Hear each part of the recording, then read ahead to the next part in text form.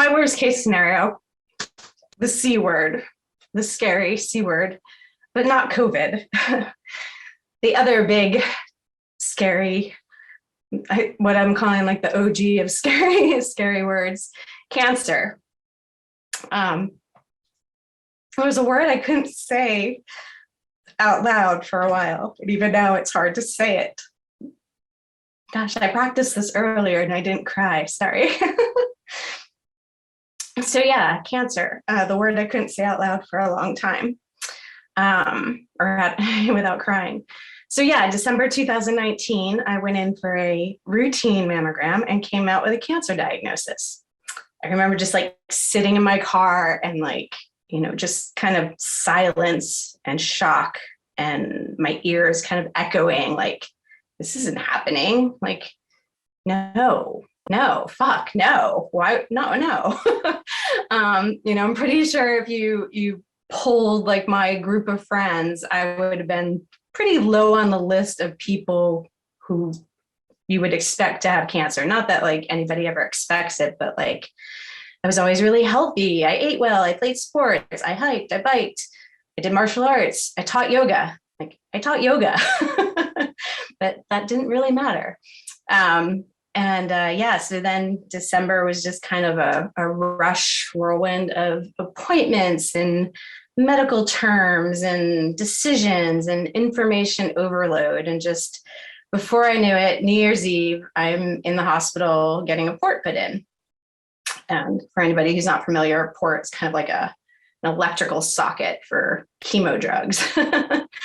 And a week later, I was having my first chemo session. And I had no idea chemo was a all-day affair, like literally all day. Slow drip of poison into your veins. And I was scheduled to have 6 sessions of chemo, 1 every 3 weeks. They kind of space them out just long enough so you start to feel better, and then boom, here's some more poison. And so that's 2020, February, I've had 2. I start to hear about this like mysterious virus from China. Oh, okay. And then, news, more in the news. And by March, everything is, shut down and there's COVID. And I'm just like, wait, what's going on here? Like I'm dealing with cancer treatment, but now I have to deal with this crazy ass pandemic. Like I'm afraid to like, go to the grocery store and I have to wipe down my groceries. And anytime someone coughs or sneezes, I'm like, ducking for cover. And, my hair is starting to fall out and I'm getting a little weaker. And, every time I go in for chemo, they take your blood pressure and check your vitals. And sure enough, every time they took my blood pressure, it's through the fucking roof, and the nurses, God love them, but like, they would, ask me like, are you okay? Are you stressed? Do you need anything? And I just like, it was all I could do to just not scream. Like, are you fucking crazy? Like, why are you asking me this? Like, of course I'm stressed. Like, aren't you stressed? Who isn't stressed? We're wearing masks, and I have cancer. I just couldn't have, I couldn't have cancer. I had to do it through a pandemic.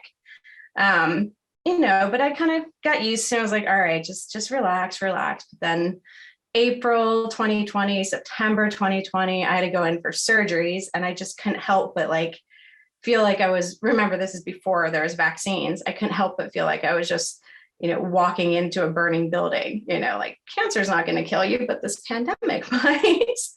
And I swear, like, once you have a cancer diagnosis, and maybe this is true with like any illness, every book you're reading, every article you're reading, every show you're watching, movie, like it's just like cancer here, there, and everywhere.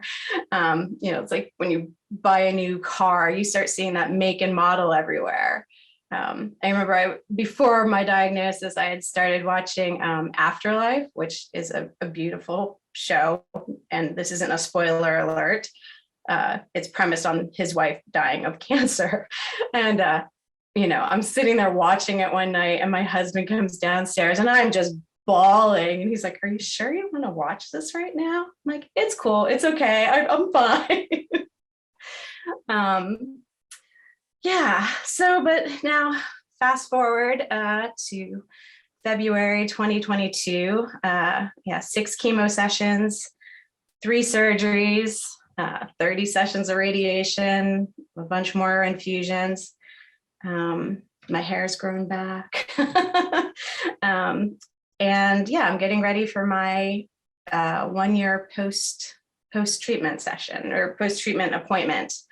And, I'm sure my blood pressure is going to be high for that appointment too. Words like cured and remission and survivor, they don't really use those terms for a few more years, but in my mind, I'm cured. Yeah. So from now, one day at a time.